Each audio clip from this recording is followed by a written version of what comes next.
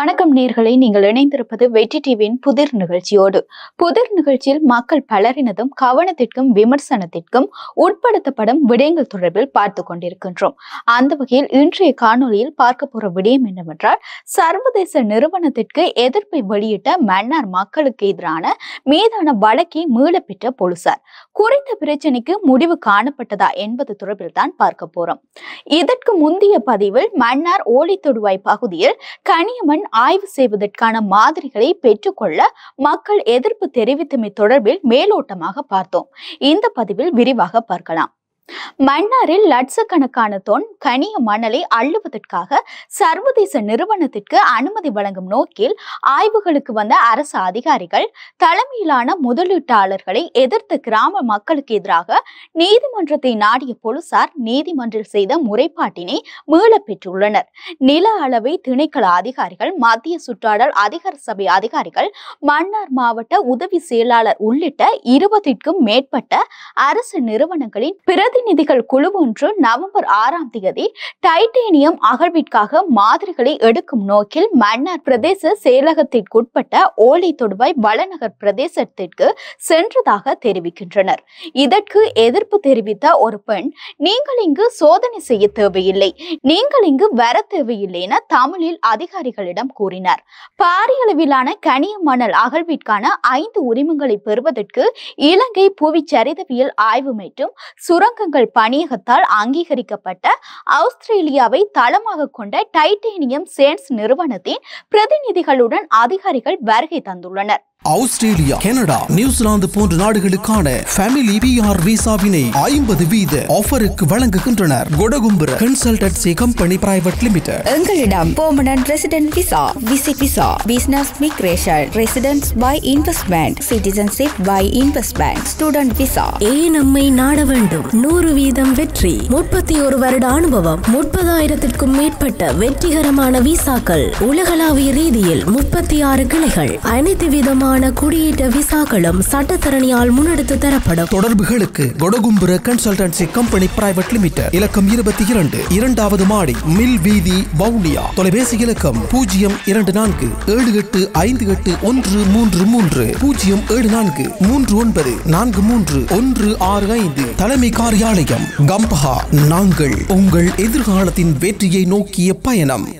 இம்மாத முற்பகுதியில் கிடைத்த அனுமதிக்கு அமைய இலங்கை முதலீட்டு சபையின் வெளிநாட்டு முதலீட்டாளர் அனுமதி பத்திரத்திற்கு விண்ணப்பிப்பதற்காக ஸ்தாபிக்கப்பட்ட வர்த்தக நிறுவனம் ஒரியன் மினரல்ஸ் நிறுவனமாகும்.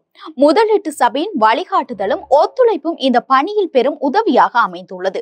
புவிச்சரிதவியல் ஆய்வு மற்றும் சுரங்கங்கள் பணியகத்தின் ஒப்புதல் மற்றும் ஒரியன் பேரில் அனுமதி வழங்கியமை ஆகியவை அகழ்விற்காக விண்ணப்பிப்பதற்கான வேகத்திற்கு உதவியது.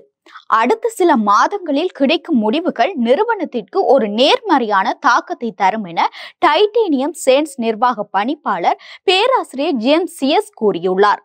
உள்ளூர் மக்கள் இந்த திட்டத்தை முழுமையாக எதிர்க்கின்றார்கள் என வளநகர் குடியிருப்பாளர் ஆங்கிலத்தில் கூறிய போது, ஓரியன் மினரல்ஸ் பிரதிநிதி ஒருவர், நாங்கள் சண்டையிட விரும்பவில்லை, நாங்கள் வாதிட விரும்பவில்லை என்றார்.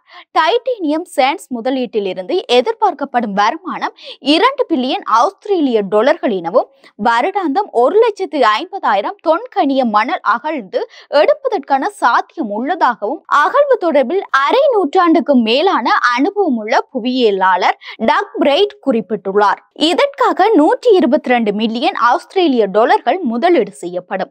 இதன் மூலம் சர்வதேச அளவில் இல்மனைட் உற்பத்தியாளர்கள் ஊடாக 600 உள்ளூர் வாசிகளுக்கு வேலை வாய்ப்பு கிடைக்கும் எனவும் அவர் நம்பிக்கை வெளியிட்டுள்ளார்.